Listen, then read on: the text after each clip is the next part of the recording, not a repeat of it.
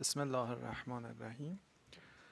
عرض ادب و احترام خدمت همه حضار محترم، اساتید و خیلی ممنون بابت این فرصتی که در اختیار بنده گذاشته شد.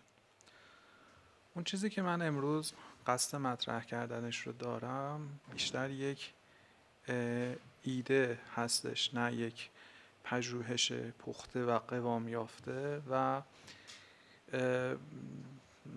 خدمت آقای دکتر طوسی هم عرض کرده بودم که سلام علیکم، دنبال یک در واقع محفلی بودم، حالا در واقع جلسه حاضر، که ایده رو با اساتید و بزرگواران مطرح بکنم، هم از این جهت که اگر نارسایی ها و کاستی ها و در واقع شکاف هایی داره روشن بشه برام و ابهاماتش در واقع روشن بشه، هم اگر در واقع یه ادبیاتی، لیترچری، یک در واقع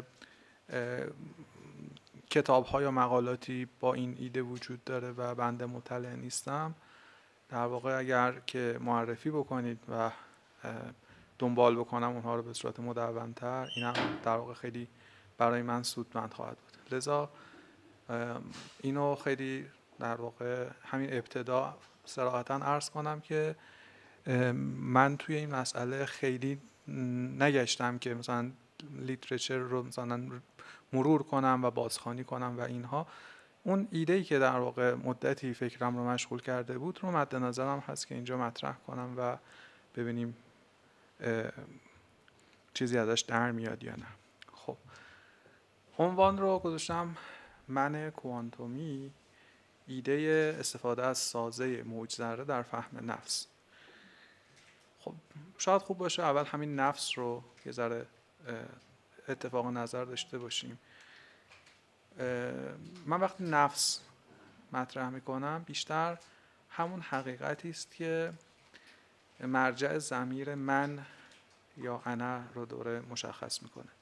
یعنی وقتی که از من یاد میکنم به یه چیزی دارم ارجاع میدم، همون اون رو بهش میگم نفس یا من یا چیزایش از این دست.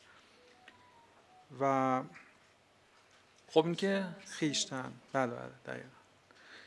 درباره حقیقت این من یا حقیقت نفس، خب مستحضرید که بالاخره بحث های فراوانی از دیربازش هم خیلی در واقع دیرباز محل بحث بوده بین اندیشمندان، فیلسوفان، متکلمان، مذاهب مختلف.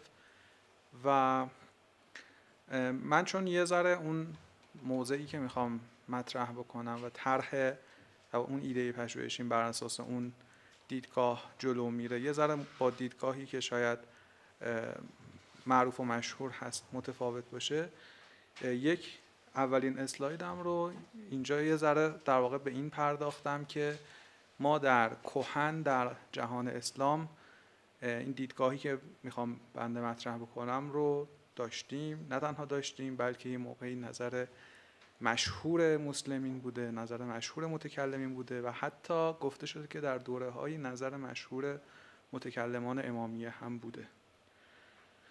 و من اینجا 3-4 تا دیدگاه رو درباره حقیقت نفس از متکلمین آوردم که امروزه معمولاً طرفدار نداره. امروزه معمولاً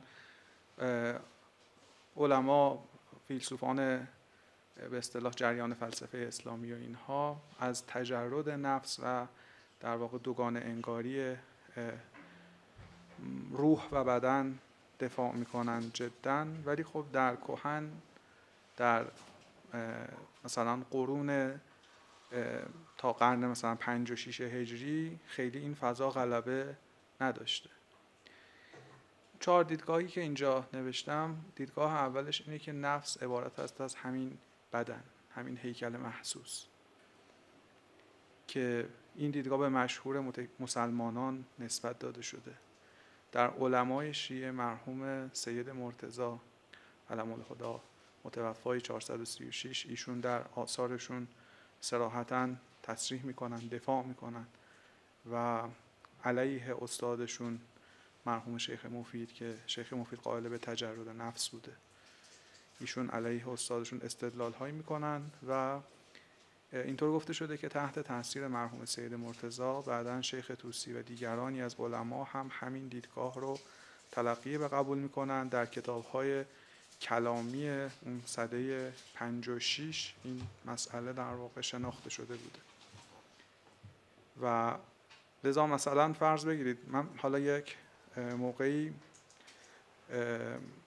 این فکر رو میکردم که دیدگاه‌هایی از این دست اتفاقا خوبه ما مطرح کنیم حتی اگر نقدم داشته باشیم، چون وقتی این دیدگاه‌ها شناخته شده باشه و مطرح شده باشه، فرض بگیم الان ما تو بحث علم و دین، در بحث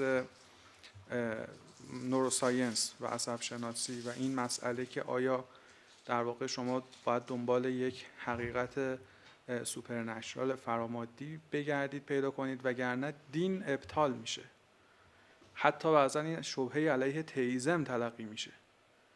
خب وقتی شما یک پرده ای از تاریخ رو تصویر بکنید جلوی چشم افراد بگذارید که توش افرادی خداباور مسلمان از علمای امامیه نه با انگیزه های نوروساینس و اینا که یه شبهه‌ای به وجود اومده باشه بخوان مثلا دین رو توجیه کنن، با استناد به ظهور برخی از آیات قرآن، روایات، استدلال هایی که خودشون داشتن، یعنی با یک منطق درونی نه یه منطق تحمیل شده، به این جنبندی رسیده بودن که نه، همین در واقع انسان، حقیقت انسان همین حی مکلفه، همین هیکل محسوس و خود در واقع همین انسان تمام اعضا و جوارح تکلیف خاص خودشون رو دارن و اینها در واقع من رو میسازن.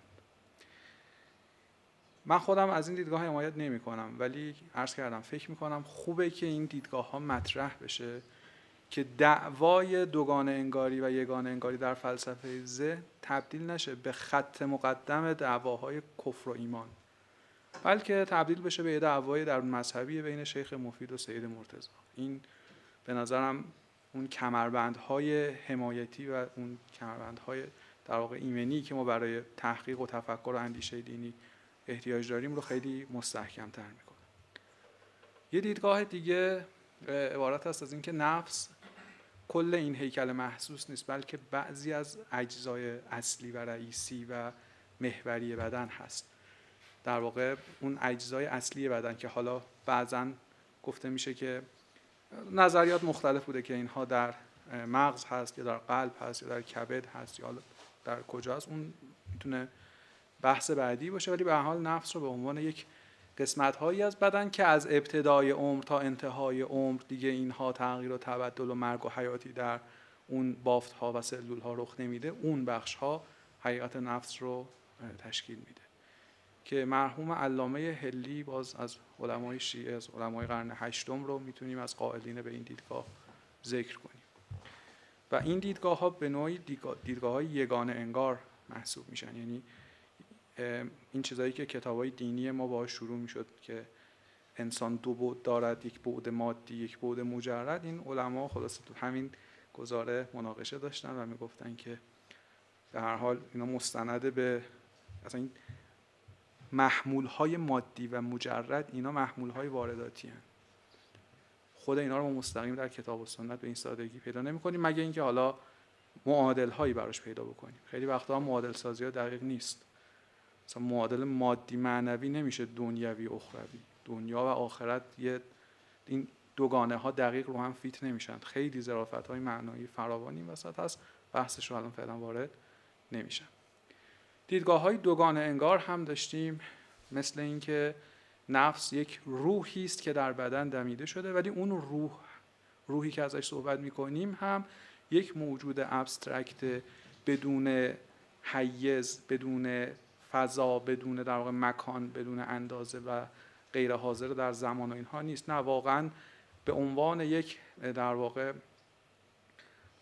مثلا فرض بگیرید که حقیقتی که حالا تو احادیث احیانا اشاره شده بهش، که حالا احادیث هم که میگیم این تذکرم باید بدیم که احادیث نیاز به اعتبار سنجی سندی دارند و این احادیثی هم که ما ازشون صحبت میکنیم سندن مشکل دارند. ولی به هر حال در احادیثی که مشکلات سندی هم دارن به هر حال علی ای حال مطرح شده است که مثلا روح از ریح گرفته شده و اصلا اون دمیده شدن روح در کالبد، یعنی اینکه خداوند ابدانی رو آفریده، ارواح رو قبل از ابدان آفریده، ارواح رو دمیده در ابدان. تمام اینها عرضم به خدمتون حالا با یک تفاصیلی که دیگه وقتی آدم میخونه کاملا تفاصیل ویژگی هایی که ما به ماده نسبت میدیم داره به اون روح نسبت داده میشه.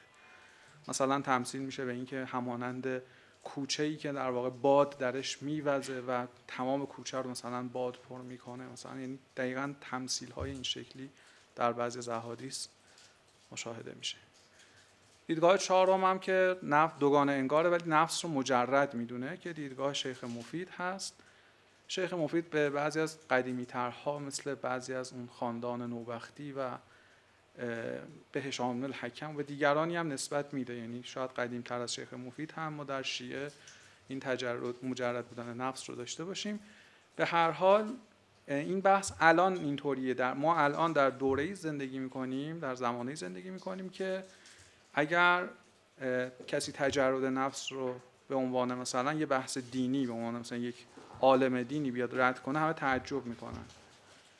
یه موقعی مردم تعجب نمیکردن اگه این اتفاق میافتاده. این اسلاید رو من گذاشتم با اینکه موضوع اصلی عرض من این نیست، من باب اینکه یک فضای ذهنی بازی داشته باشیم که اگر بخوایم توی این نظریه های دیگه حرکت بکنیم بالاخره اینها سریعا رد نشن و اجازه بدیم که بالاخره اینا مجال خودشون رو پیدا کنن، ببینیم تبیین مناسبی میتونن ارائه بدن.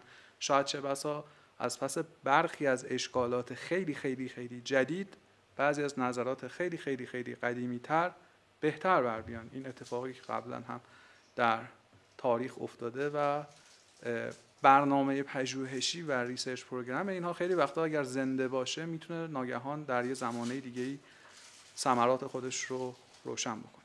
برای درک نفس من یه فهرستی از شهودهای پیشافلسفی نوشتم. یعنی ما قبل از اینکه بخوایم خیلی وارد برهانهای در واقع حرفه‌ای بشیم، صناعت برهان رو در واقع بخوایم واردش بشیم یا خیلی وارد بحث‌های ساینتیفیک عجیب و غریب بشیم، به عنوان یک در واقع یک انسان معمولی، یک انسان با شهودهای پیشافلسفی اگه بخوایم درباره خودمون فکر کنیم و اندیشه ورزی کنیم، تصوری که از خودمون داریم، من چند تا گزاره نوشتم که به نظرم میاد اینها درباره شهودهای پیشافلسفی ما صادقن. قبل از اینکه باز این گزاره ها رو مرور بکنیم، شاید این سوال به وجود بیاد که حالا این شهود پیشافلسفی چه اهمیتی داره؟ یک درک عوامانه است دیگه. ولی درک عوامانه چه اهمیتی داره؟ ببین اهمیت این شهودهای پیشافلسفی و درک‌های پیشافلسفی در این نیست که بگیم اینا دیگه چون اینجوریه پس یک برهان قاطعیه دیگه هیچکس حرف دیگه ای نزنه. نه، اصلا اینجوری نیست. ولی این شهودهای پیشافلسفی که مطابق در واقع کامان سنس و درک متعارف ما هستند، یک در واقع سوگیری اولیه، یک بایاس شناختی اولیه در ما ایجاد میکنن. در واقع عهده اثبات رو توی این بحث ها و دیبیت ها تغییر میدن. یعنی اون بردن آف پروف یا عهده اثبات یک بار انگار شیفت میخوره. یعنی در فرض اینکه هیچ دلیل دیگه‌ای به فرض نباشه و بحث دیگه‌ای مطرح نشه، ما صرف اینکه اینها با شهود هامون و با درک متعارف و با کامان سنس مطابقت دارن، موجهیم که اینها رو تلقی و قبول بکنیم و کنار گذاشتن ایناست که احتیاج به دلیل داره. پذیرفتن این مثل همه جاهای دیگه که پذیرفتن درک متعارف نیازمند دلیل نیست. فرض بگیرید که حالا شاید یه مورد صفرمی هم خوب بود اینجا من می نوشتم که وقتی میخوایم درباره خودمون فکر کنیم، اولین فکری که میتونیم، شاید ساده ترین فکری که میتونیم داشته باشیم اینه که من واقعیت دارم. به قول دکارت من هستم. که خب خود اینم میتونه به لحاظ فلسفی و در واقع ساینتیفیک و اینها مورد مناقشه قرار بگیره، کما اینکه بعضیا این حرف زشت رو بالاخره تفوه بهش کردن و به زبان آوردن که خود این منی که شما میگید یک ایلوژن، توهمه و اصلا منی در کار نیست. این حرف هم از چیزایی بوده که حالا گفتن. حالا ما باید جواب بدیم و نمیپذیریم این حرفو، ولی بالاخره شهود پیشا فلسفی ما همین جوری ما در وهله اول درکمون اینه که واقعیت داریم. پس یک اهمیت معرفت شناسانه دارن این شهودهای پیشا فلسفی، نه به عنوان فصل الخطاب، بلکه به عنوان یک در واقع امری که عهده اثبات رو تغییر میدن و بردن آف پروف رو تغییر میدن. خب اون مورد اول این که من حقیقتی واجد آگاهی و حیات هستم. اینجوری خودمون رو درک میکنیم. اگر جایی تو همین مواردی که داریم میخونیم مناقشه‌ای بود، ممنون میشم که قبل از اینکه بخوایم بریم اسلایدهای بعد طرح کنید و یه ذره ببینیم اینها قابل مناقشه هست یا نه. یعنی این بخش رو به نظرم نذاریم تا انتهای عرایض بنده. دومی که من حقیقتی دارای قدرت انتخاب و اختیار هستم. سه اینکه من از دیگران متمایز هستم. دیگران یعنی انسان‌های دیگه، نفوس دیگه و اینا. این سه باز خیلی مهمه، به خصوص از اون جایی که ما به مسئولیت اخلاقی افراد توجه بکنیم. یعنی کاری که من به عنوان یک ایجنت، به عنوان یک عامل دارم انجام میدم، مسئولیت اخلاقیش متوجه بنده هست و در واقع یک تمایز من از بقیه جهان این احتیاج داره. یعنی مثلا این دیدگاه هایی که توش در واقع یه جوری تمام مثلا چه میدونم مرز بین سلف، بین خود و غیر خود رو برمیدارن، اینا به نظر میاد که توی ترسیم این در واقع توزیع مسئولیت‌های اخلاقی عامل‌ها، کنشگران عامل یه ذره مشکل پیدا می‌کنن. چهارم این که من مرکب از اجزا و تکه تکه نیستم. من یعنی این چند تا شیء کنار هم، ما همچین درکی از خودمون نداریم، بلکه بسیط هستم. پنجم این که من در زمان حضور دارم، در زمان تغییر میکنم، در زمان میاندیشم و انتخاب میکنم. یعنی حضور زمانی ما و در واقع این گذر زمان و پسیج آف تایم که در واقع ما درکش میکنیم و خیلی وقتا این تون بریم. باشه، خواهش میکنم. پس رد شم اسلایدو. حالا اگر ملاحظه و انتقادی هست بگید. بله. میفرماید که من دارای مکان یا حیز هستم و مکان من مرتبط با مکان بدن من است. من دارای یک گستره فضایی هستم. گستره فضایی، یا گسترده نمیشه. گستره فضای من یعنی از جهت بزرگی و کوچکی هم مرتبه با این ابعاد بدن و گستره بدن من. و تصور من از خودم قابل انطباق بر هیچ یک از اجزای بنیادین بدن نیست.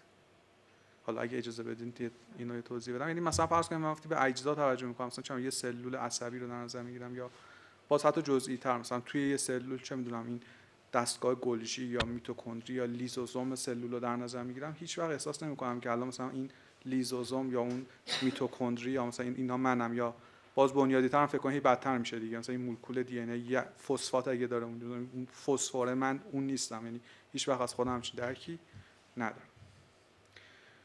خب اینجا اهمیت درک متعارف پیشا فلسفی رو هم که عرض کردم، بریم سراغ بحث موج ذره و ارتباطی که با این بحث داشته. خب ما مستحضرید در فیزیک کلاسیک دو تا الگو برای اندیشیدن درباره حقایق جهان داشتیم که یکیش الگوی ذره‌ای بوده و دیگری الگوی موجی. و عرضی که من میخوام مطرح کنم اینه که هیچ کدوم از الگوهای ذره‌ای و موجی بنا با اون درک پیشا فلسفی که از خویشتن مطرح کردیم، اگر بخوایم، دوباره این پیش‌فرض هست که اگر ما بخوایم نفس رو به عنوان یک حقیقتی در همین جهان مادی در نظر بگیریم، یعنی از اون دیدگاه تجرد نفس فاصله بگیریم، نه سازه ذره و نه سازه موج میخوایم بگیم که کفایت لازم رو ندارن برای اینکه اونها رو توضیح بدن. سازه ذره یعنی یک شیء آرمانی که هیچ بعدی و هیچ اندازه‌ای نداره، کلاً گستره فضایی نداره. حالا میتونه واجد جرم باشه، خدا اینم خیلی عجیبه که میتونه واجد جرم باشه بدون اینکه گستره فضایی داشته باشه. یعنی با ابعاد صفر میتونه جرم داشته باشه. یک مکان خیلی شارپ، دقیق و قاطع داره. سرعتش اندازه حرکتش، اینا همه دقیق و قاطعن و همزمان میشه مکان و سرعت رو به صورت دقیق توأماً مشخص کرد. یعنی اون محدودیت عدم قطعیت هایزنبرگ در ذره کلاسیکی وجود نداره. ذرات دانه دانه از هم متمایزن، اون حالت کوانتیته و دونه دونه بودنشون هست و تداخلی با هم ندارن و تزاحم و برخورد با هم دارن، یعنی ممکنه بخورن به هم و تداخل نداشته باشن. در مقابل سازه موج کلاسیک یه پدیده غیر متمرکز موج و یک گستره فضایی در واقع داره، یه تکاپو و حرکتی داره که توش انرژی و تکانه و اطلاعات منتقل میشن، مکان مشخص نداره مگر اینکه حالا موجای خیلی خاصی که مثلا یه پالس مثلا آرمانی، اونا هم بیشتر مدل ریاضیاتی چه بسا باشن، بسامد مشخص نداره، بلکه اگه یه فوریه ترانسفورمی براش در نظر بگیریم مجموعه ای از بسامدها و مؤلفه ها هستش. باز بجز اون حالت خاصی که یک موج تکفام سینوسی که تا بی‌نهایت ادامه داره که باز اونم خیلی آرمانی شده است. اگر بسته موج در نظر بگیریم، یعنی بسته های موجی در نظر بگیریم، دیگه ما نمیتونیم مکان دقیق و بسامد دقیق رو به صورت در واقع توأمان به صورت شارپ در واقع تعیین کنیم. یعنی یه محدودیتی سری فوریه میذاره که دلتا ایکس یا اون خطای در مکان و دلتا کی یا خطای در عدد موج از یه حدی حاصل ضربشون نمیتونه کوچکتر بشه. این محدودیت ریاضیاتی هست. تداخل پذیرن امواج با هم دیگه و تزاحمی با هم دیگه ندارن و اینکه مؤلفه های موج حقیقت های واقعا مستقلی از هم نیستن. یعنی اینکه ما یک موج رو به 10 تا مؤلفه سینوسی کوسینوسی تجزیه میکنیم یه تحلیل ذهنیه، تحلیل ریاضیاتیه، نه و پشتش در واقع در موج کلاسیکی یک حقیقت آنتولوژیک و هستی شناسانه‌ای نیست، صرفا تحلیله که ما اینا رو از هم تفکیک میکنیم.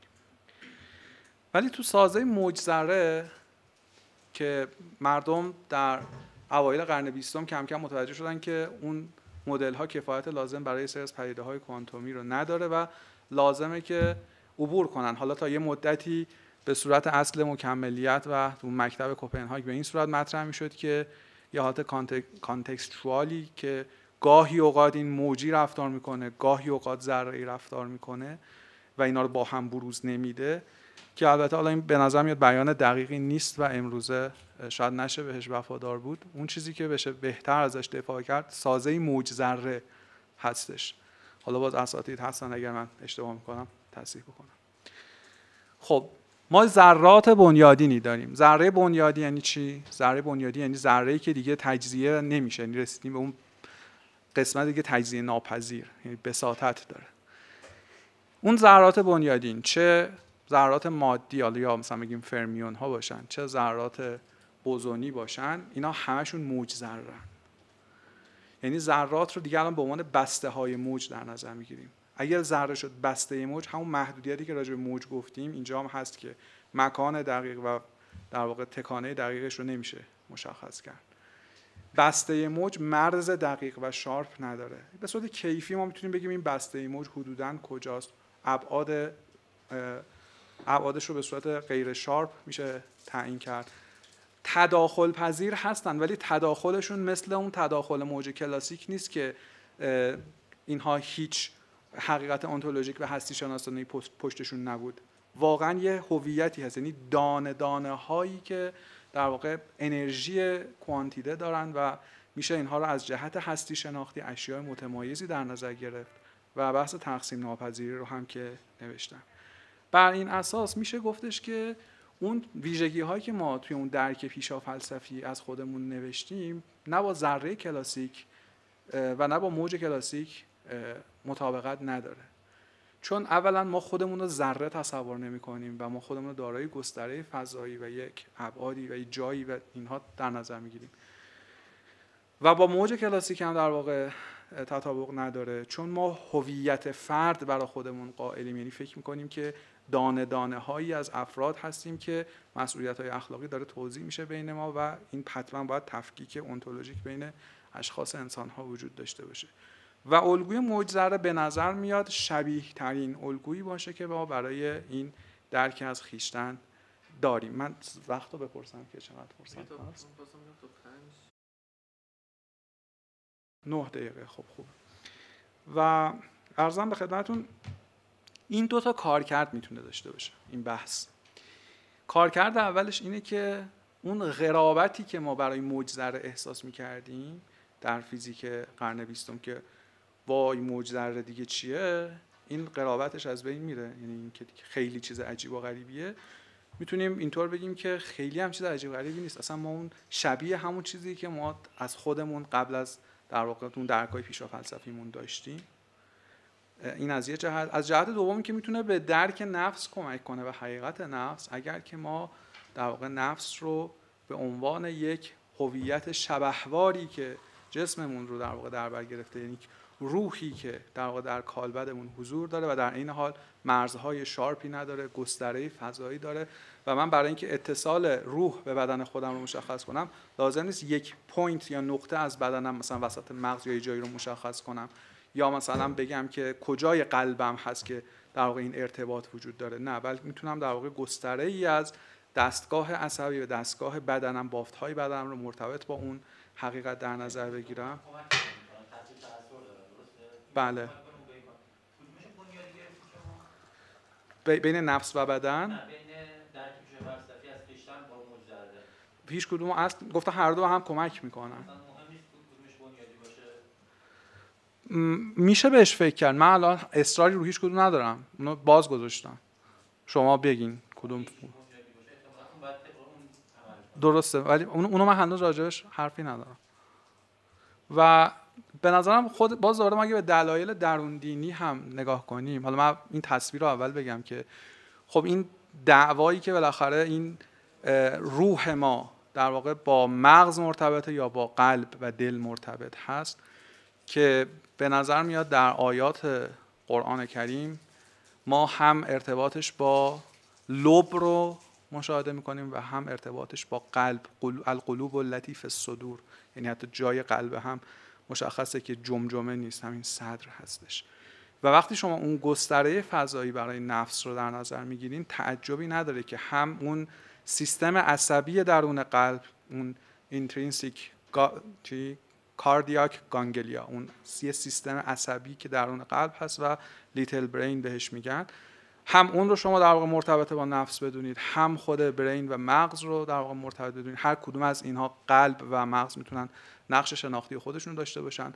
اون دوگانه انگاری که در دلایل درون متنی میبینیم میشه ازش حمایت بشه، چون ما در عالم برزخ در مواردی داریم که نشون میده که واقعا بدن غیر از اون روحی است که حالا آیاتی هم که تلاوت کردن الله یتوفی الانفس حین موتها، این توفی نفسی که صورت میگیره و موارد این شکلی، دوگانه انگاری رو به نظر میاد که تایید میکنه. خود مجرد نبودن نفس و در واقع اینکه روح از ریح هست و دمیده میشود و روایاتی که ولو حالا روایات بالاخره ضعیفی که ممکنه ساپورت کنن این نکته رو، شبحوارگی که نفس در بدن در واقع حاضر هست و موارد اینها هم میتونن در کنار اینها بیان. یعنی ما الان 3 تا در واقع مؤلفه از بحث رو میتونیم داشته باشیم. یه الگوی موج ذره داریم که محدودیت‌های ذره کلاسیکی و موج کلاسیکی رو نداره. یک درک پیشا فلسفی از خویشتن داریم. یه مجموعه‌ای از دلایل درون متنی داریم و به نظر میاد که اینها بتونن در یک سازه منسجمی در کنار هم قرار بگیرن و همدیگر رو تصور ما از نفس رو تکمیل کنن. خیلی ممنون. خواهش می‌کنم. تا قبل از 5 تمام کرد. میکروفون فقط روشن.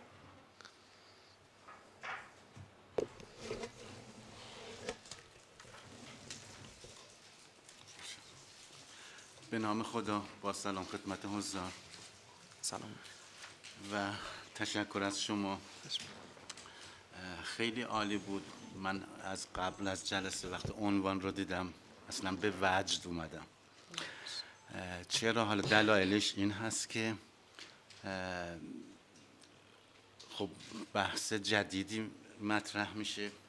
دلیل دیگرش این هست که از اون جاهایی هست که تلاقی علم و دین خودش رو نشون میده و خب خیلی بحثایی که در مورد علم و دین میشه، حالا نظر خودم رو میگم، حالا یه مقدار تکرار مکررات ها، یه تقلاهایی که و یه مشق‌ها و یه تمرین‌هایی که صورت میگیره ولی این جا یا این بحث اون جایی هست که یه سطح میایم بالاتر دیگه، از اون تکرار مکررات بیرون میایم، جای تقدیر داره.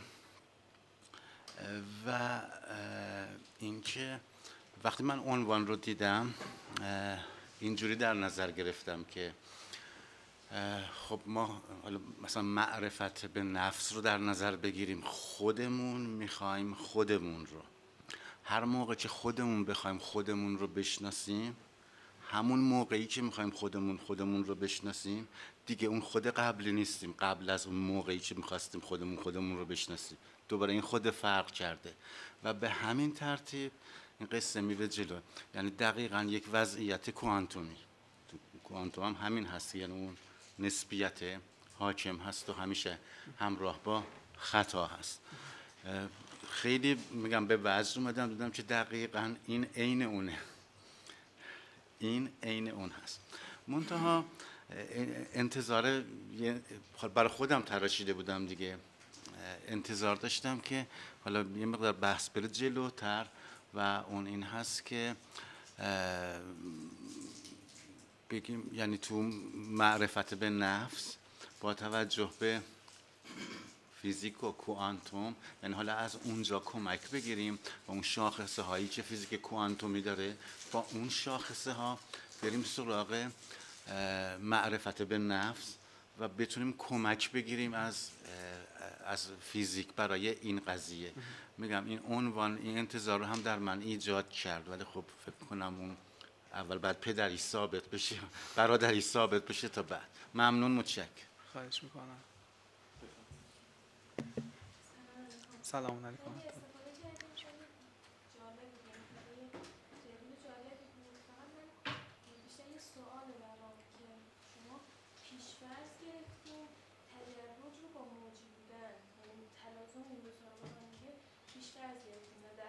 دعوای بین تجرد یا عدم تجرد گفتیم خب اینم این دعوای انگار تلازم داره با موج یا ذره‌ای بودن. خب پس وقتی اون توی اون به نتیجه ما به این میرسیم، مثلا بسته موج میرسیم، اینجا به یه همچون وضعیتی میرسیم که میتونیم همه رو با هم جمع کنیم.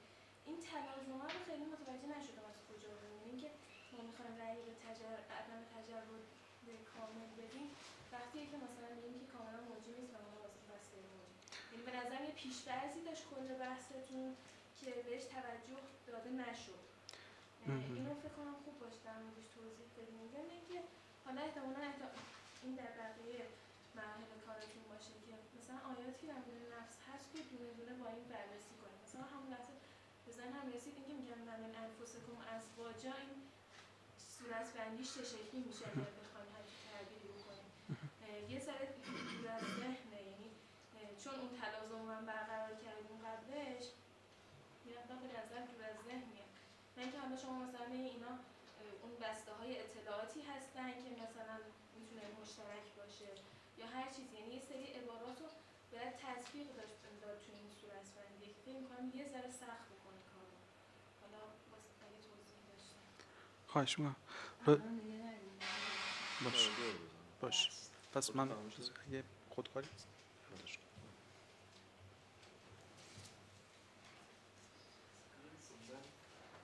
بفهم.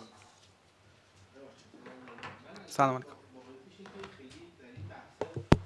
ندارم به لحاظ علمی، ولی دو تا جمله توی این متن به نظرم یه خورده محل بحث اومد، حداقل تا اونجا که من عقلم میرسه و بلدم. یکی همون اسلایدی که اتفاقا خانم دکتر فرمودن ازش سریع‌تر رد شیم، اون اسلاید بند 4ش اینه که شما میگی که من بسیطم، بند 6ش اینه که میگی که مکان من مرتبط با مکان بدن منه. من نمیفهمم، اما اینجور میفهمم که همین بدن من قائل شدن یه جور از بساطت خارج کردن نیست. نمیدونم، حالا اینو باز چون شاید خیلی سوال ساده باشه، ولی یه مورد دومی که من پیش‌فرضی که الان داشتم این بود که ما تقریبا به لحاظ نگاه‌های فکری و فلسفی روی غیر مادی بودن نفس تقریبا اجماع داریم. البته اون اسلایدی که شما نظر فلاسفه رو آوردین و محققین شریعت جالب بود که حالا یه تعدادی از بزرگان شیعه هم خودشون قائل به نوعی از جسمانیت برای نفس هستن. اما یه چیزی رو میخوام مطمئن شم و اونی که این برداشت دقیقاً در واقع با برداشت فیزیکی از نفس در واقع اینو داره تایید میکنه. یعنی با اون نگاهی که نفس رو یک موجودیت غیر مادی میدونه در تضاهم قرار میگیره. اینو هم میخواستم مطمئن شم درست دارم میفهمم، یعنی اینجوریه، درسته؟ بله.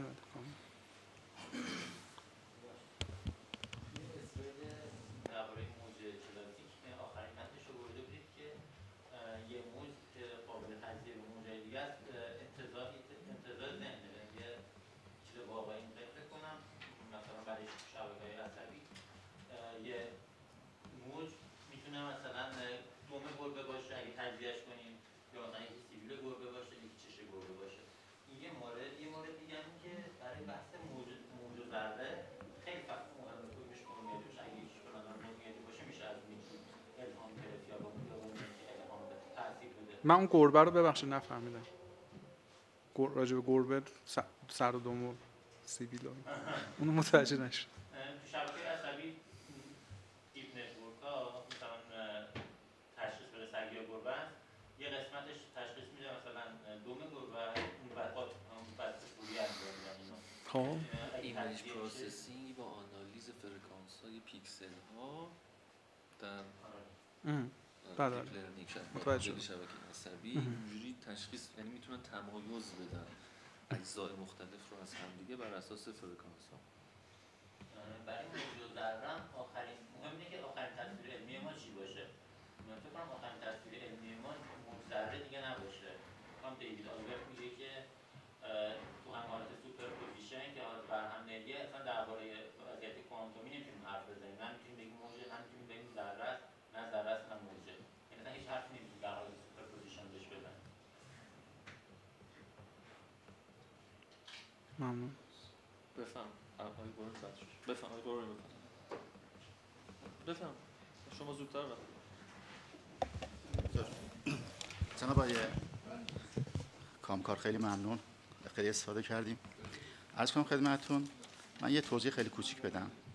ما در سیستم‌های کوانتومی باز بسته موقعی که می‌خوایم توصیف بکنیم سیستم رو میریم سراغ مدل شرودینگر و بعد میگیم که خب در حالت برهم‌نهی که هست باید یه ناظر بیرونی باشه که باعث بشه که این تابع موج دچار فروپاشی بشه. حالا اصلا نمیخوام برم سراغ بحث‌های دیگه‌اش که مثلا ما کل جهان هستی رو میتونیم در واقع یک موج کوانتیته در نظر بگیریم. به ویژه موقعی که به نظریه بینگ بنگ ما مراجعه میکنیم اینو در حد یک حجمی کوچکتر از الکترون ما مجسم میکنیم دیگه، در نظر میگیریم. بنابراین میتونه به عنوان یک ذره بنیادی محسوب بشه و برای فروپاشی باید به یک ناظر خارجی نیاز داشته باشه. در سیستم های باز که این سیستم کوانتومی ما با محیط اطرافش در تعامل هست، ما میریم سراغ مدل لیندبلاد که به مدل شرودینگر هست به علاوه چند نقطه. تو اون چند نقطه میگه که برای اینکه مثلا مغز در سطح کوانتومی ما میخوایم اون بحث نوروساینس اینا رو داشته باشیم، در سطح کوانتومی مغز ما باز با همین امواج کوانتیته و برهم‌نهی امواج سر و کار داریم دیگه. بعد اونجا میگه که خب برای اینکه این دوچار فروپاشی بشه ما به اون چند نقطه نیاز داریم. خب یه عده میان میگن که نویزهایی که در محیط هست اینو به آستانه انرژی میرسونه و بعد فروپاشی تابع موج رخ میده. خب یه عده میگن که نه، آگاهی هست که در واقع نقش ناظر رو بازی میکنه و باعث فروپاشی این تابع موج میشه. بعد یه عده میان میگن که تو اون چند نقطه شما حتی میتونی به اضافه آگاهی روح رو هم در نظر بگیری که کارش چیه؟ کارش اینه که در واقع این برهم‌نهی که میخواد دچار فروپاشی بشه باید یکی از حالات انتخاب بشه دیگه. اون انتخاب رو در واقع اون ناظر سوم انجام میده. خب اینجا شما دارین از تابع موج ذره صحبت میکنین به عنوان نفس، در واقع اون باید یه انتیتی جدایی باشه که داره روی این توابع موج ذره داره تاثیر میذاره. همین رو خواستم بگم.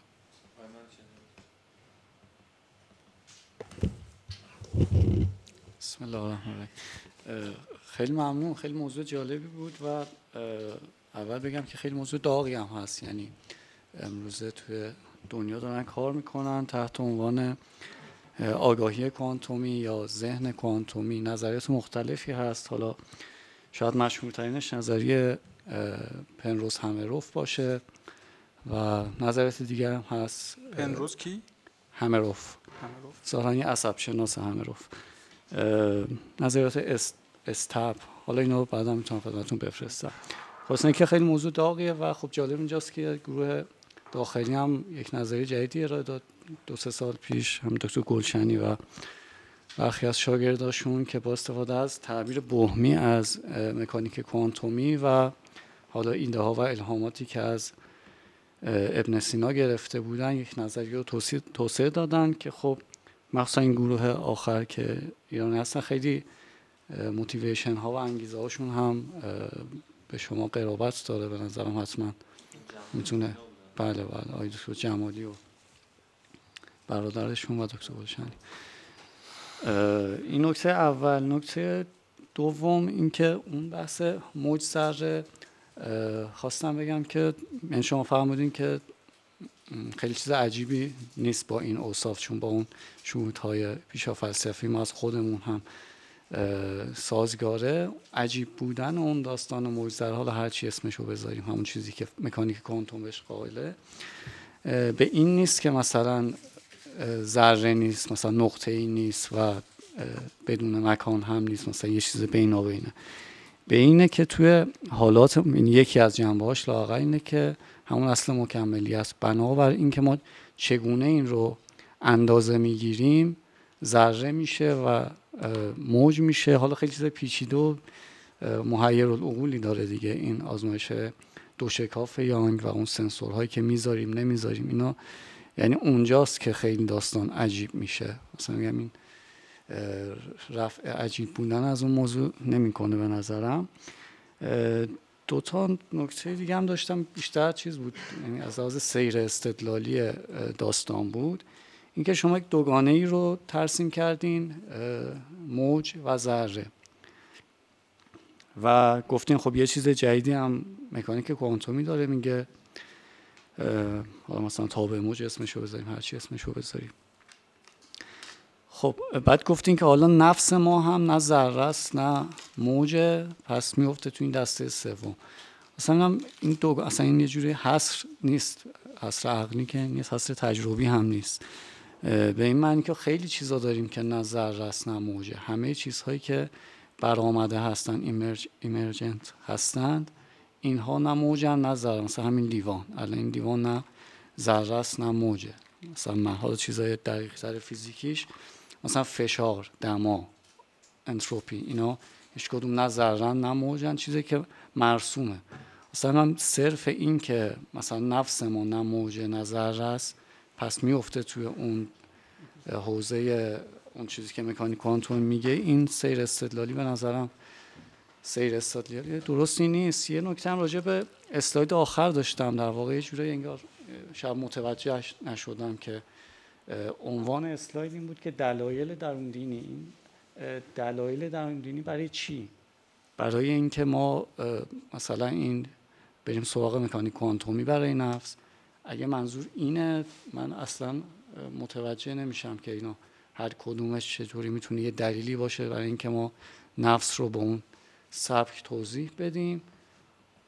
و حالا اینکه شاید دلیل درون دینی منظورت این بود که دلیل برای آن که مثلا نفس نه ذره است نه موجه، این هم به نظرم همون شهودای پیشا فلسفیش براش کافیه. اینکه متوجه نشم اینا دقیقاً دلیل برای چه چیزی هستن و چرا. خیلی متشکرم.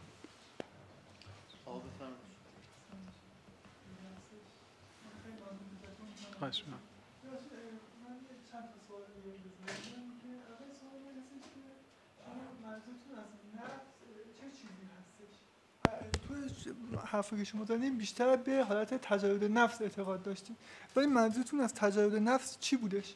مثلا من اصطلاحی کانت هستش یا نه مثلا شیخ الجلیس بخوایم مثلا در مورد نفس صحبت بکنیم، یا مثلا ملاصده که مثلا برای نفس وجود سعیانی قائل هستش، که نفس رو با قوا مثلا وحدت در کیفیت میدونه. من متوجه شدم که منظور شما از نفس چه نوع تجردیش هست، چون خود تجردها هم خب شاخه‌های مختلفی دارن.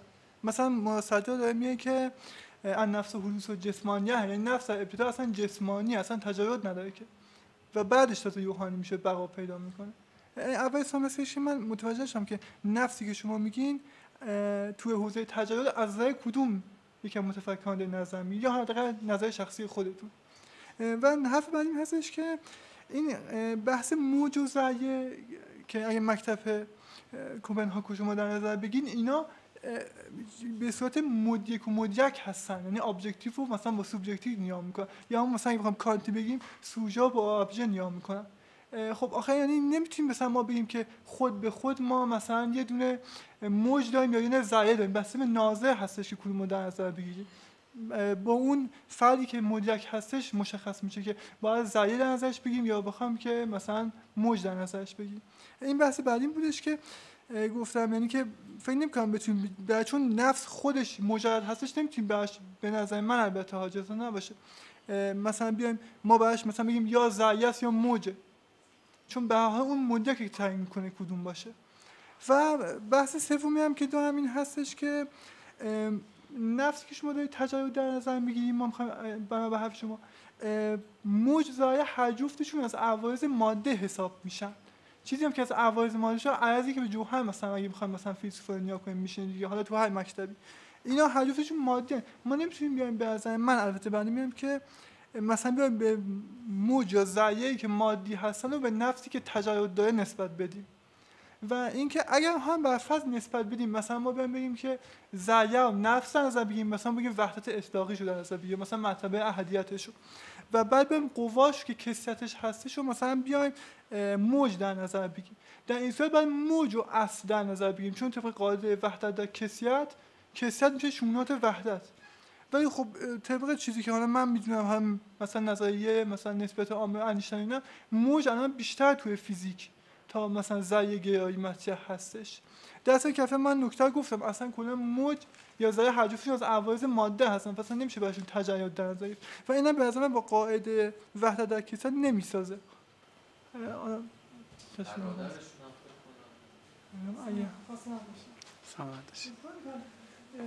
تشکر بابت اینکه این فرصت داده شد که ما هم صحبت کنیم. دیدگاه فلسفه اسلامی شما فرمودین که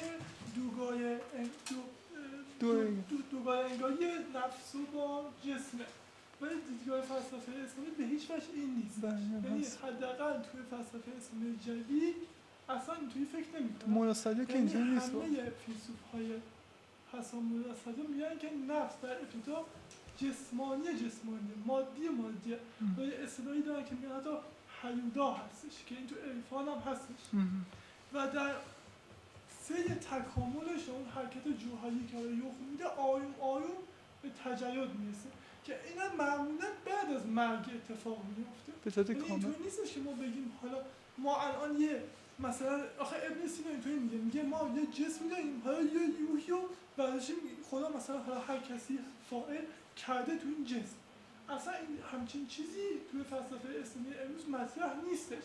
بلکه جسم تمام نفس تمام ما هستش و آروم به تجربه میرسه به طوری که میتونه از این بدن جدا بشه. این یه نکته که این چیزی بود که استادهای ما به ما میگفتن. نکته دوم این که اون اسلایدی که فهمیدین که مثلا نفس همون اسلاید 10 تا چیز موید بود، من فلان من فلان، اینا هیچ کدوم من نیستن.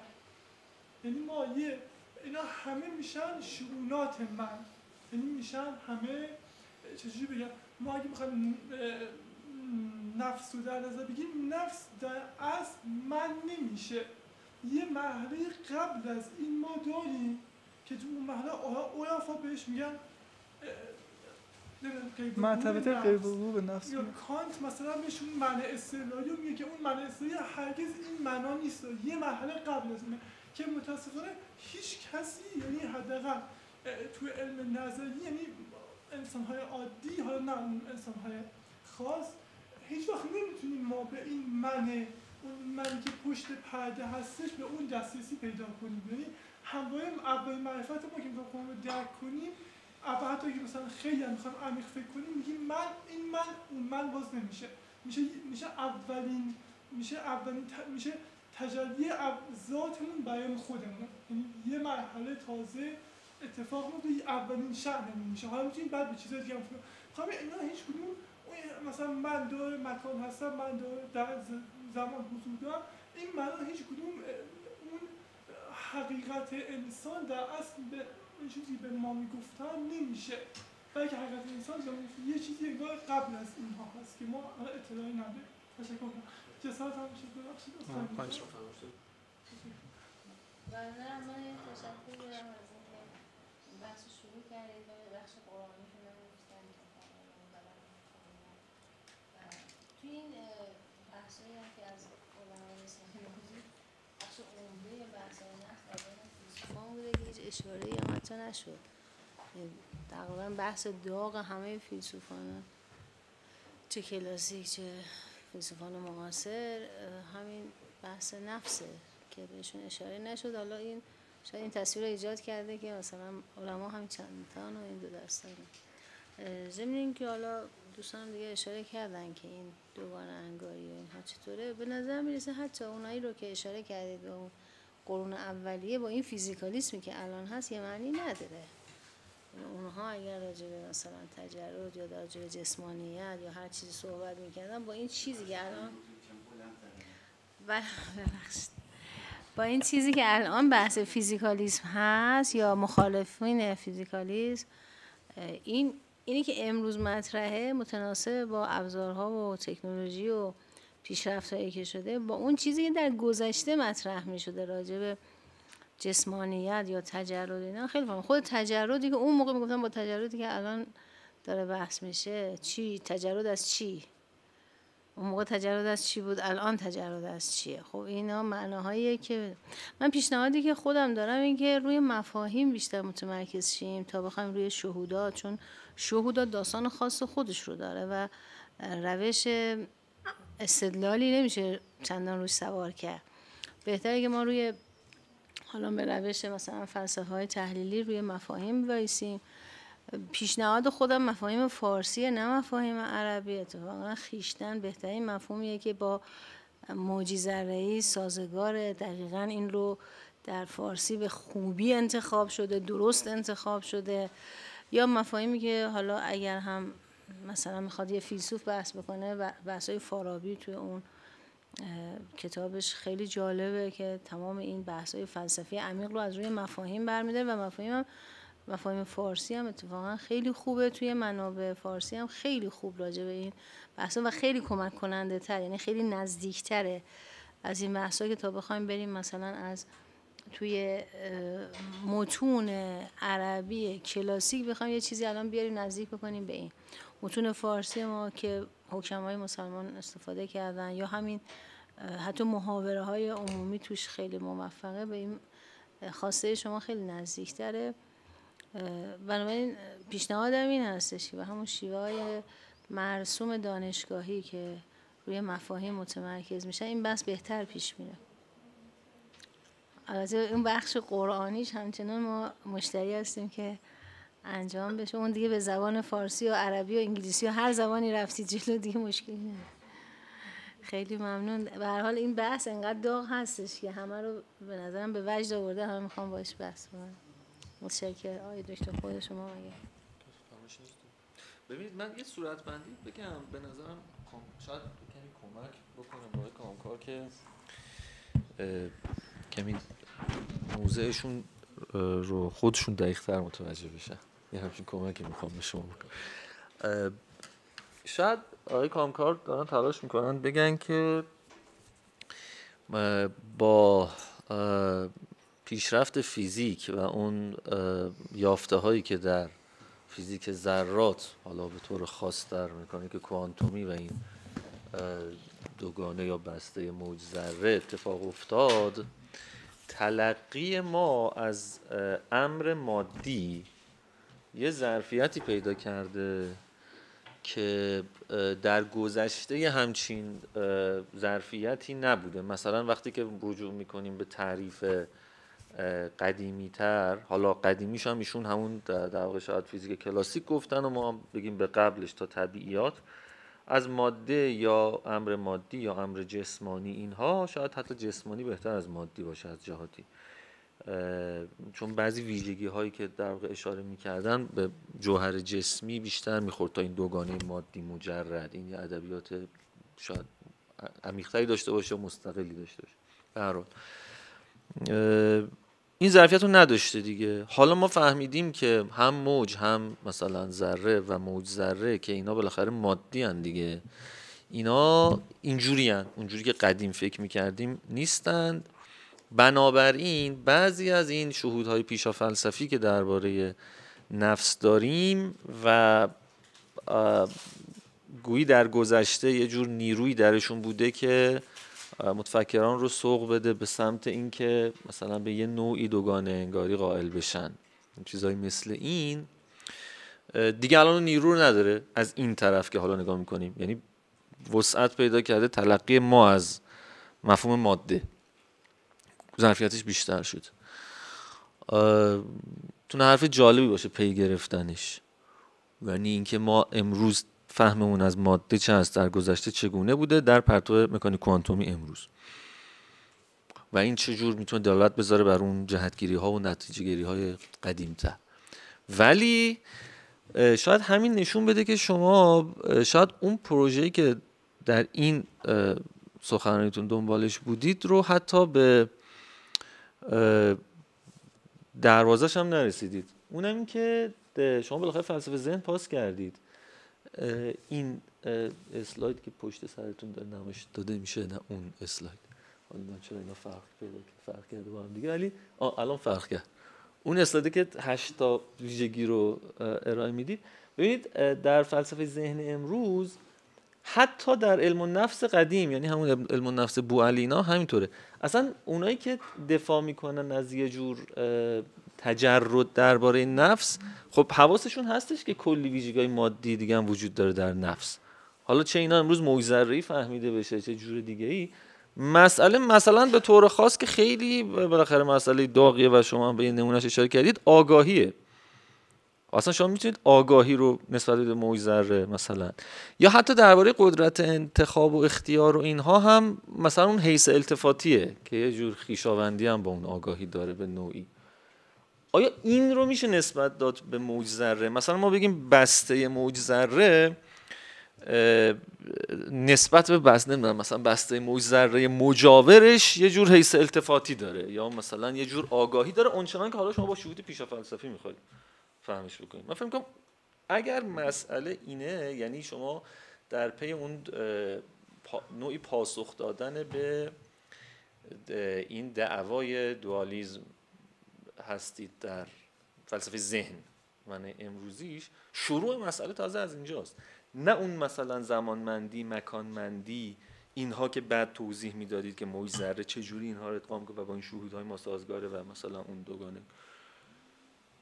همین شاید این به شما کمک بکنه که یا اینکه اون حالت اول، یعنی شما اصلا در پی اینید که بگید در پرتو این فهم جدید از ماده خب یه امکانات جدیدی پیدا میشه که در برابر علم النفس فلسفی اون بخشیش که حالا این ویژگی مادی رو داشته توضیح میداده، نه مجرد. یعنی اینکه شما خواهی کل بحث بشه یا نظر آگاهی اگر دارم میگم اگر که مسئله دوالیسم آنچنان در فلسفه ذهن امروز مطرحه که اینا مسئله نبود، مثلا آگاهی بود، یعنی که ما میتونیم آگاهی رو نسبت بدیم به امر مادی، حالا ولو که فهمون مکانیک کوانتومی در مکانیک کوانتومی امر مادی بفهمیم. آیا موج ذره آگاهه؟ بسته موج ذره آگاهه به اون معنایی که حالا به خصوص ما شهود پیشا فلسفی هم داریم.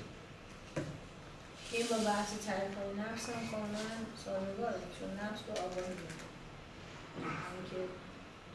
یا شاید مثلا نفس یه جور اگه اینجوری بگیریم، نفس مثلا علاوه بر اون مغالطه دوراهی کاذب که آقای منجری اشاره کردن، حالا نه موج نه ذره پس موج ذره، یه مغالطه مشترک لفظی هم پیش بیاد. مثلا نفس یه چیزی که نبوده که این اصطلاح، اگه مثلا اون مباحثی که دارن از تجرد نفس دفاع میکنن، همه اونایی که از تجرد نفس دفاع میکردن خب حواسشون بوده که مثلا ساعت مکان، من اصلا همین ماجرایی که مولا صدرا مثلا داره تلاش میکنه این اواخر که بگه جسمانیت الحدوثه، برای چی؟ برای که همین شؤون جسمانی رو همینجوری بیاره دیگه، اینجوری خط قطعی نکشه مثل ابن سینا و مجزا نکنه. مسئله دوگانه انگاری و طرفداران دوگانه بودن از دکارت تا غیر خود دکارت هم که اونا حول اون آگاهی اندیشه مثلا حس ارتفاعی همین که امروز در تفسیر زنداقه صحبت میکنه، اونا رو باید بتونیم نسبت به معجزه حالا این نکاتی یادداشت کردم، نمیدونم الان اگر بازم مسئله هست یه دوری چرخیدم در بازی خودم. خب عرضم به خدمتون خیلی ممنون از همه، واقعا نکات خیلی خوبی مطرح شد. حالا من از همین آخر من ترتیب کاغذامو قاطی کردم، برای همین به ترتیب نکات پاسخ نمیگم، از همین آخر با اجازهتون شروع میکنم. خب درباره بحث آگاهی، ببینید این بحث آگاهی رو که ما حتما نسبت میدیم به موج ذره بدون شک، نه تنها برای نفس که برای همون الکترون و پروتون و اینها ما آگاهی رو نسبت میدیم و اون تسبیحی که در واقع در قرآن کریم مطرح میشه، تسبیح عمومی موجودات که ان من شیء الا یسبح بحمده، و اینکه هیچ دابه‌ای در آسمان ها و زمین نیست، و اینکه شجر و جبال و اینها در واقع تسبیح خداوند دارند و شما نمیفهمید، این یه بحث دیگه است. ولی اینکه تک تک ذرات جهان در تسبیح و حمد و سجود برای خداوند هستند، این که سر جای خودش محفوظه. و حالا اینو من فکر میکنم با پنسایکیزم هم تفاوت داره، این پنسایکیزم هم نیست و یه سری مسائلی که در واقع اونجا مطرح میشه مثل اون کامبینیشن پرابلم و اینها باز اینجا مطرح نمیشه، چون شما اون آگاهی که دارید به نفس انسانی نسبت میدید غیر از اون آگاهی تک تک اجزای ذراتیه که در واقع اون مثلا جایی که داره بدن رو میسازه، اونا هم آگاهن، اونا هم تسبیح خودشونو دارن، اون همون تسبیحی که جبل هم داره، اون که هیچی. خود نفس هم به عنوان یه حقیقت حاضر در جهان حتما اینطوره که آگاهه. اینم پیش فلسفی کدوم آگاهی رو داره بهش توجه میکنه؟ شهود پیش فلسفی؟ ببین اون یه اصل آگاهی هست که نسبت به خیشتن هست.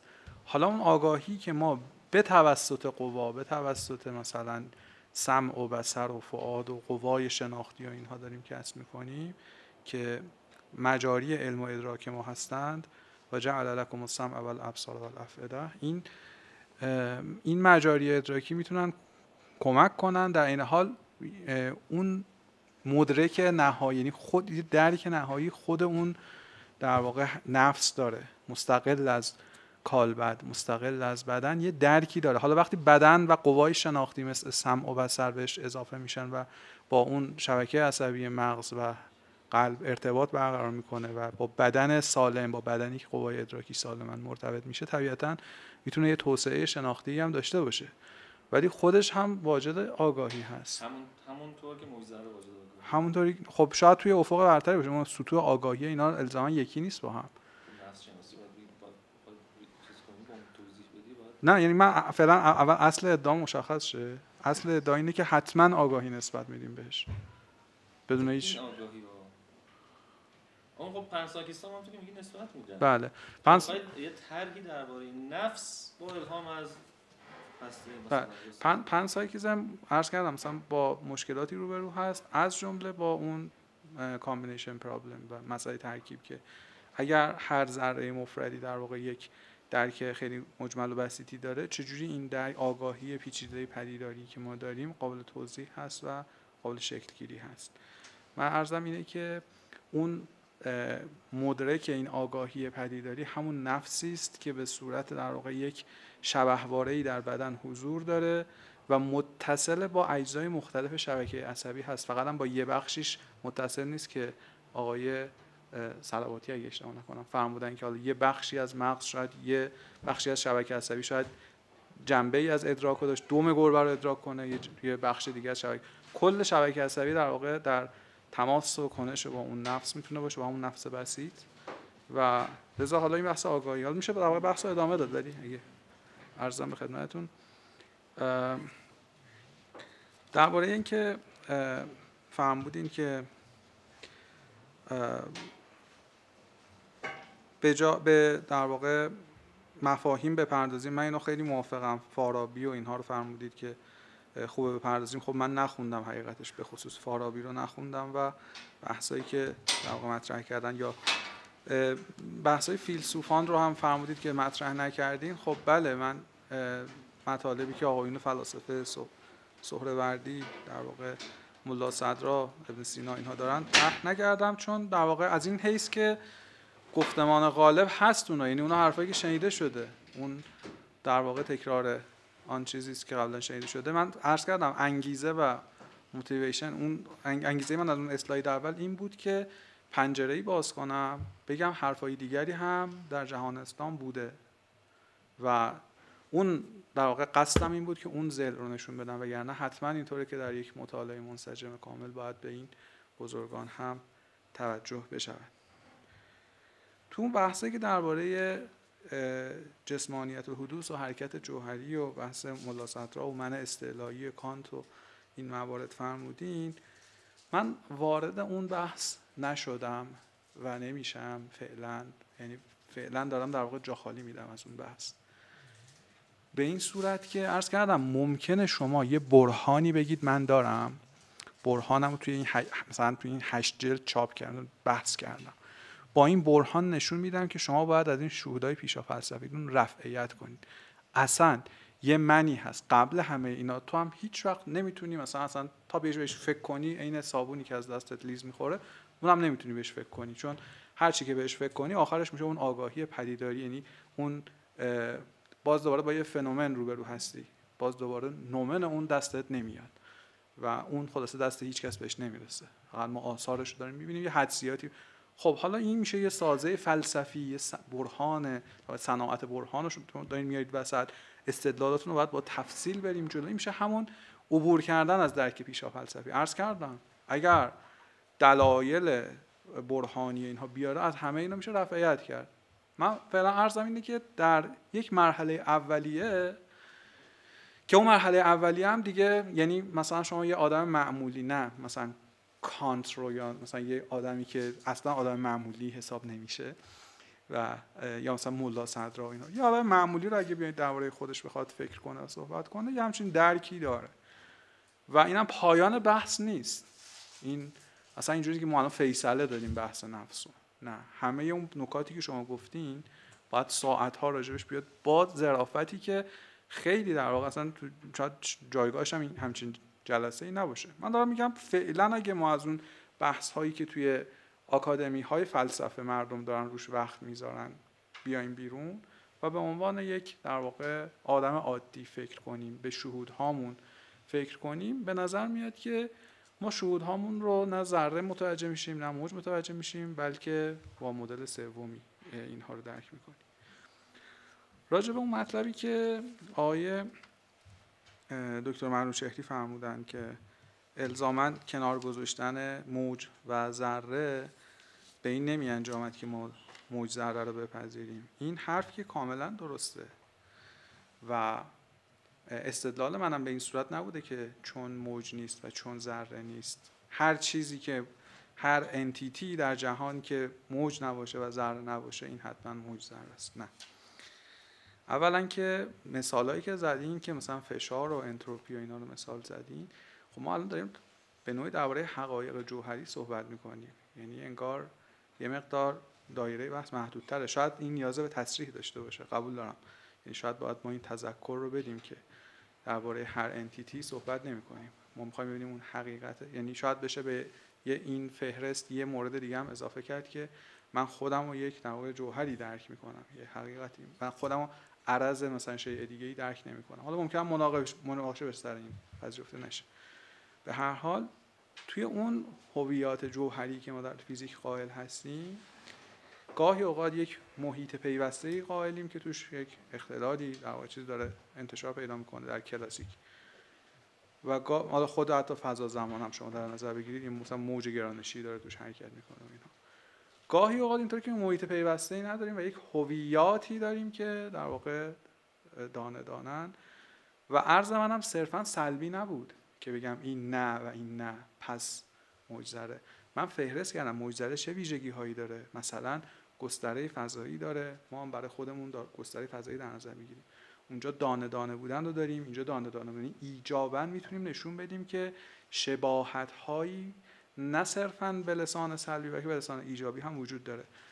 من نمیخوام الان ادعا بکنم که یک شباهت و آنالوژی تام و تمامی برقرار هست، ولی اجمالاً که شباهت هست، یعنی دلیل ایجابی هم در واقع میشه به نظرم اینجا ذکر کرد. و عرضم به خدمتتون،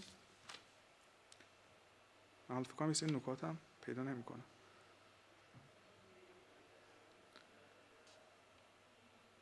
راجع به آگاهی که عرض کردم، راجع به فرمودن خانم که شما یه پیش‌فرضی تو صحبتتون بود که مجرد بودن و موجی بودن با هم ملازمن. من اصلا همچین پیش‌فرضی تو صحبتام نبودم و هیچ جا من همچین چیزی نگفتم. اگه همچین چیزی برداشت شده یعنی شاید من اشتباه گفتم جایی، ولی اصلا همچین چیزی مقصود من نبوده که تلازمی بین تجرد و موجی بودن برقرار هست. هم موج و هم ذره هر دوشون به نوعی مادی هستند و مجرد نیستند. درباره من انفسکم ازواجا که پرسیدین، من فکر میکنم که اینجا اون نفسی که داره مطرح میشه الزاماً اون روح در واقع انسانی نیستش، چون تو همون آیات، یکی از آیاتی که به این سیاق مطرح میشه، بعدش میفهمد که و من الانعام ازواجا، یعنی ما هم برای شماها زوج قرار داریم، هم برای این حیوانایی که مثلا دارید اونا هم زوج دارن و اینها. یعنی سیاق اون بحثا خیلی وقتا اینجوریه که مثلا اون مذکر و مؤنث بودن در واقع گونه های جانوری و مثلا حالا هوموساپینس یا انسان رو داره مطرح میکنه، و اون روحی که ما ازش صحبت میکنیم اون مثلا معلوم نیست تذکیر و تأنیث داره یا نه. یعنی ممکنه اون حقیقت روح دیگه اون مرد و زن نداشته باشه و حقیقت متعالی باشه که اینجوری تحلیل نشه. شاید هم داشته باشه، به هر حال اونم یه بحثی هستش، من راجع به اون نکته‌ای ندارم.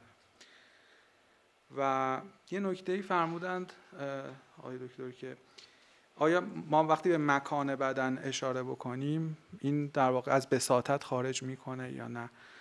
ببینید، اولا من نگفتم که ما فکر میکنیم که همین بدنیم. اگه اینو میگفتم اشکال شما که وارد بود. من میگم مکانی که بدن اشغال کرده و مکانی که من دارم اشغال میکنم انگار یکی هن. ممکنه حالا شما اینجوری بگین همین که یک شیء بسیطی بخواد گستره مکانی و نقاط مختلفی از فضا رو در واقع چه کنه، خود این به ترکبش می انجامد یا نه، این یه مسئله‌ایه که تو خود اون elementary particles، اون ذرات بنیادی هم شما باش روبروین دیگه. بالاخره آخرش اون ذره بنیادیه که شما مکان شارپ بهش نسبت نمیدین، بعد میگی تقسیمم نمیشه و بسیطه. یه مسئله که اگه اینجا مطرح است اونجا هم مطرح است. میخوام بگم همون جوری که شما میتونید یک شیء بسیطی داشته باشین در elementary particles که نهایتا یه گستره فضایی داشته باشه، هر چقدر هم که عجیب باشه آخرش یه ساینتیستی داره اینجوری صحبت میکنه، خب از همون الگو اینجا میشه در واقع وام گرفت و استفاده کرد. اگه هر دوشون به یه اندازه عجیبن، در واقع میخوام بگم حتی تو عجیب بودنشون هم به هم شبیهن. یعنی اگه یه نکته عجیبی وجود داره در نفس و در اون ذره بنیادین، این عجیب بودنش هم حتی به هم شباهت داره. و یکی دوتا از بزرگواران فرمودن که روی تجرد و اینها داریم بحث میکنیم، نفس مجرد. من که عرض کردم همون ابتدا که اصلا پیشفرض بحثم تجرد نفس نیست. یعنی اینکه آیا نفس مجرد است یا خیر رو ما باید توی دیبیت ها، مباحثه های مفصل بحث کنیم. اشکالات جدی مطرح، حداقل بنده حقیر به ذهنم میرسه تو بحث این که بخوایم نفس رو مجرد بدانیم که محل بحث شاید اینجا نباشه، شاید هم همه اشکالاتی که تو ذهنم باشه اشکالات واهی باشه، ولی به هر حال پیشفرض این بحث همونجوری که عرض کردم اینه که میخوایم در یک افقی که الزاما نفس رو مجرد نمیدونه و عرض کردیم در قدمای ما هم مطرح بوده و خیلی هم حالا فرمودن که شبیه فیزیکالیسم امروزی شاید نبوده. من اتفاقا عبارات این بزرگواران رو آوردم، اگر لازم شد بعضی از این عبارات رو میخونم، خیلی به نظر میاد شبیه فیزیکالیسم امروزی هم هستش. و توی مرحوم مجلسی توی اون ابواب نفس بهارالانوار گذشت از این که روایات این مسئله رو آوردن، چند تا رساله فلسفی آوردن از متکلمین مثل تفتازانی و ماتوریدی و دیگران عبارت‌های اینا رو که می‌خونیم آنچنان تفاوتی هم آدم احساس نمی‌کنه با فیزیکالیسم امروز و حداقل من متوجه نشدم. انواع یعنی شاید 14 تا نظریه هست که مثلا نفس عبارت از تعادل مزاج، نفس عبارت از این هوایی که در مخارق در واقع بدن هست، نفس عبارت است از خونی که جاریه در بدن، نفس عبارت است یعنی یک فهرستی از این پیشنهادها برای اینکه نفس حقیقت نفس انسان چیه وجود داره، همش هم مادی انگارانه است و عرضم به خدمتتون نهایتا اینه که یک روح بخاری، یک شبحواره، یعنی بازم اونم حالت مادی داره. بله مثلا دیدگاه‌هایی که قائل به تجرد باشن هم عرض کردم در قدیم بوده مثل نوبختیان و اینها، در فلاسفه امروز هم که به وفور هست از مرحوم ملا صدرا و منطبع علامه طباطبایی بزرگان، اینا که خب دیگه همه مستحضر هستیم. و من حالا فکر میکنم اگه نمیدونم سوالی از قلمم افتاد یا نه، ولی به هر حال نهایتا اینم یک ایده هست همونجوری که عرض کردم و نیازمند کار و خیلی تشکر میکنم از همه بزرگواران.